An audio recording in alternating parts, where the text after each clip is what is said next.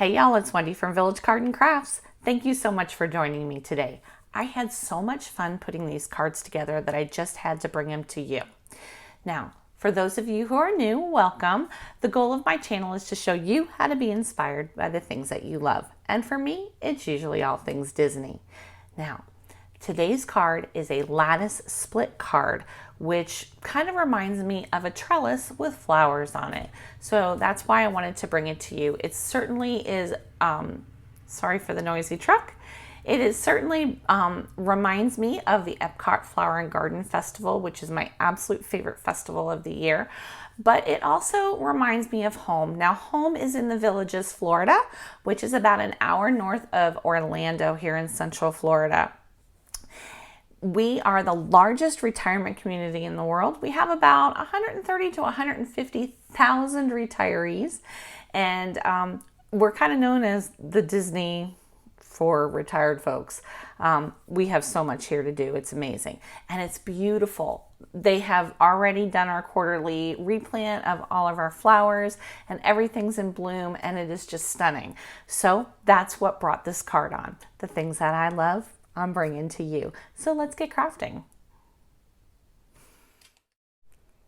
I'm going to start by making my embellishments first. And I'm going to use this cute Vicky Bouton stamp and die set along with a rainbow of colors in Distress Oxide.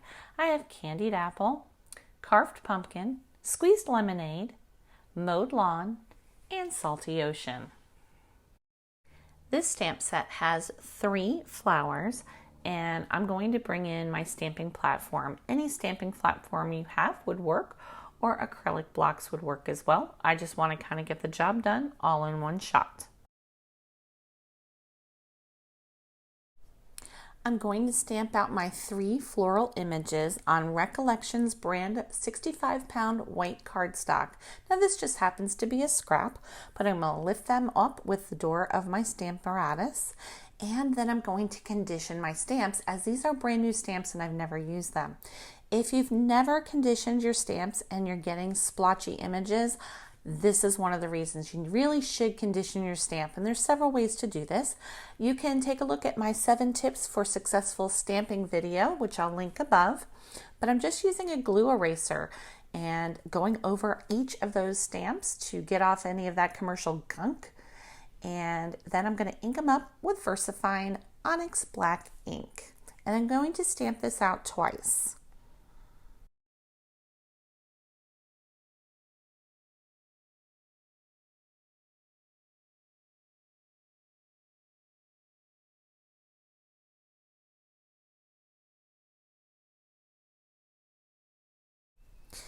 Now, you don't have to do this step if you are not interested in it. You can go ahead and let your images dry.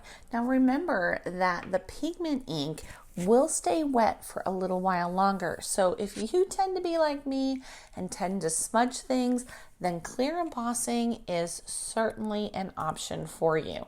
I like to do it because not only does it keep me from smudging things, but it also makes those black lines super crisp and shiny. Now my heat embossing tool is by Wow, and it does have 2 settings, a 1 and a 2. The 1 is generally for drying, the 2 is for heating and melting. So as you can tell, I'm going ahead and heating up my heat tool, and then I am holding my Recollections cardstock off of my mat. And the reason for that is I want the heat to go directly through my cardstock, thereby heating it up quicker and melting that embossing powder faster. And this keeps the card from warping as well.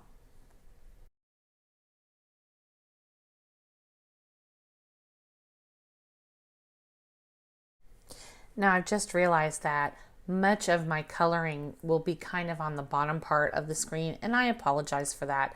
I don't know what the heck I was thinking, but this, I'm going to speed this up anyway because all I'm using is finger daubers, and I'm just going to go through each petal in rainbow order, just as you see them: red, orange, yellow, green, and blue. And I'm going to do each of the flowers that way, and then I'm going to fussy cut them out. So I'm going to speed this up.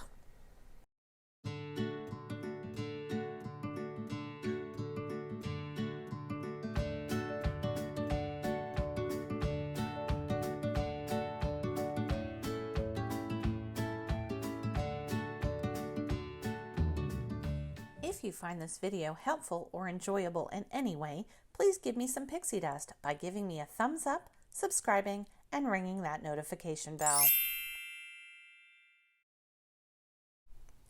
It's time to go ahead and get my card base ready.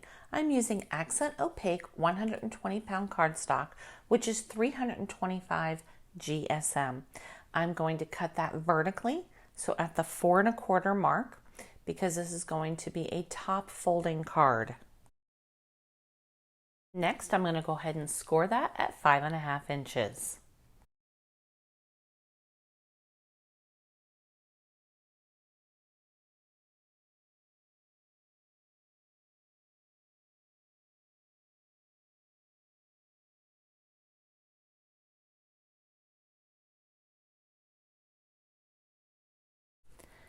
I'm bringing back my paper trimmer, and this part I always have to be mindful of. I want to cut the top part at 3.5 inches. Now, this is just my own measurement. Other people were using a slightly different measurement, but this is what works in my head. I am cutting the top portion of it completely at 3.5 inches.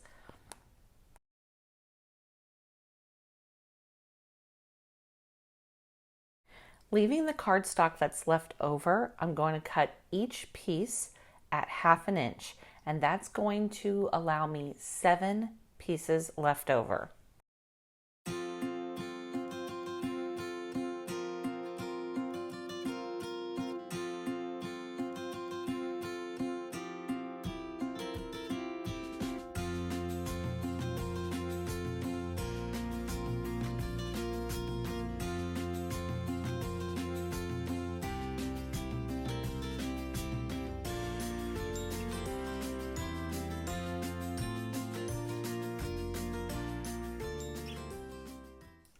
There are several ways to do this. None of them is wrong. I'm going to show you 2 today. So we're going to go ahead and do the lattice work up the front of the card. And I'm going to use washi tape for this part. I begin with a piece of washi tape that I'm attaching to the underside of the short flap. So the sticky side of the washi tape is up. And then I'm going to take another piece and I'm going to attach the sticky part of the washi tape down to my work surface.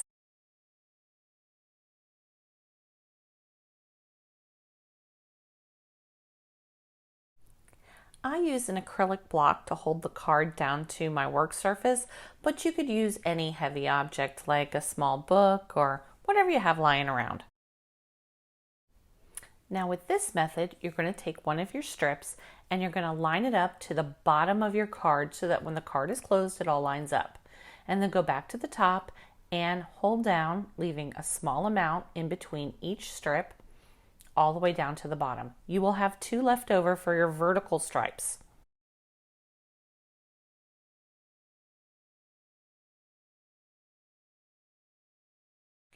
To attach my vertical strips, I'm going to use my Barely Art Precision Craft Glue, and I'm going to put a very small dot in a vertical pattern about 1/4 inch in on each side of the card. Since your vertical part of your lattice is going to attach to the flap of your card, you do need to put a small dot of glue onto that flap as well. There will be hangover at the end. Don't worry about that. We're going to trim it up in just a second. I'm holding it down with that acrylic block to go ahead and give that glue just a second to go ahead and dry. Alrighty, it's been a couple of minutes. I'm going to go ahead and remove the washi tape from my work surface and flip the card over. Carefully remove your washi tape. You will need to hold down each piece of lattice. As you can see, I just didn't do that and my glue came up. But that's okay, it's still going to work out just fine. And again, I did it, but no worries.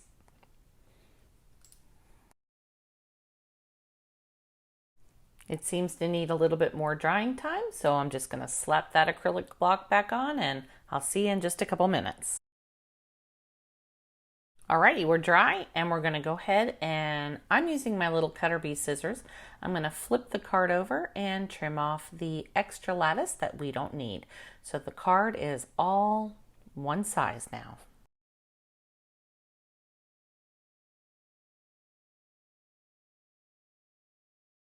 Okay, now for the fun stuff. This is where you get to decorate any way your little heart desires. I'm going to go ahead and use those very colorful flowers that we made earlier in the video. And I'm just kind of, seeing where I want them to line up. I did realize that I wanted them to be on the left side of the card, kind of covering over that vertical piece of lattice. And the reason that I did that was that specific piece of lattice isn't cut perfectly a 1/2 inch. So I'm going to cover it up. No big deal.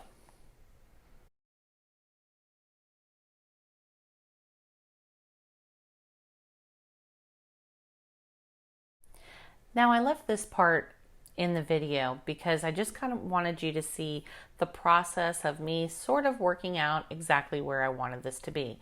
You do need to be cautious about where you put your glue. Remember, you have open parts underneath there to the card that you would have a sentiment on the inside or a handwritten note. So you don't want to glue those parts down together. So just be cautious about that.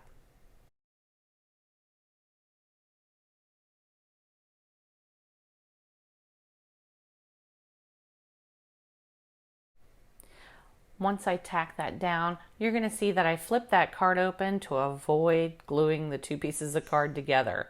Because wouldn't that be a kicker?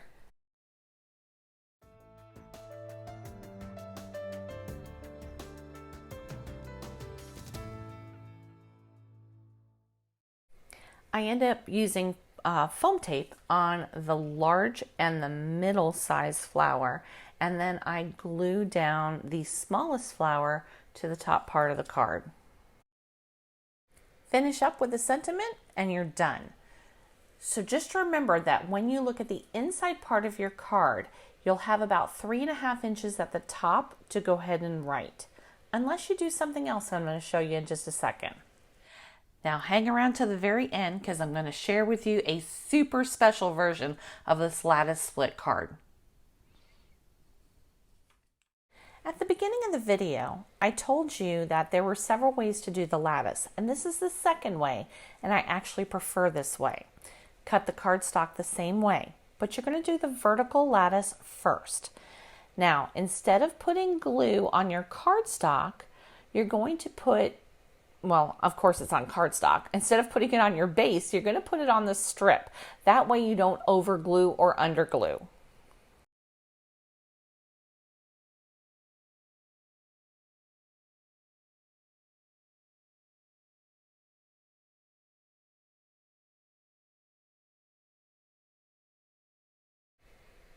Once you've got good adhesion of the two vertical posts, you're going to flip your card over and go ahead and trim off the two verticals to line up with the bottom of your card base.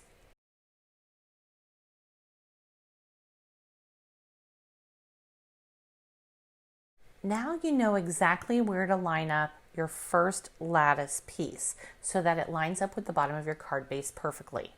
Now in this case, you're going to have to put glue on the two vertical posts as opposed to the horizontal strips, because otherwise you'll end up with glue where you don't want it.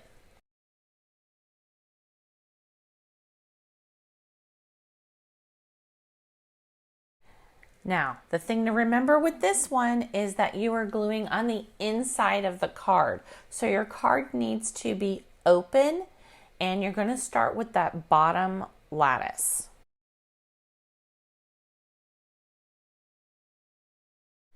A quick check shows that my lattice is perfectly lined up and I'm ready to go with the rest of the strips. I'm going to speed this up because everything else is the same from here on out.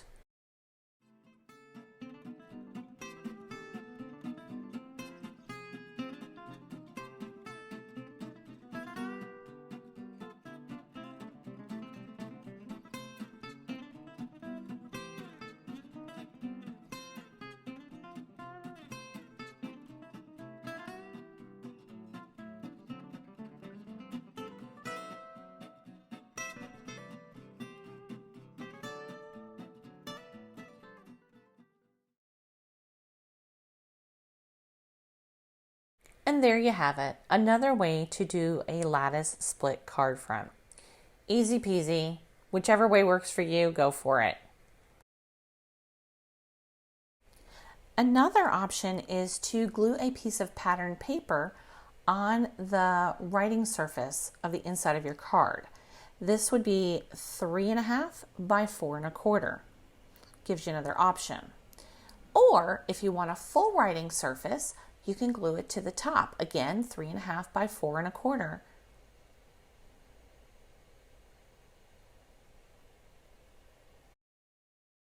This one came out to be my favorite. I made the lattice work into a fence post, and I ran the card before I cut the strips through a wood grain embossing folder. I used Mischievous from Tim Holtz to cut out my cat, and some birds from the bird cages die set from Sizzix.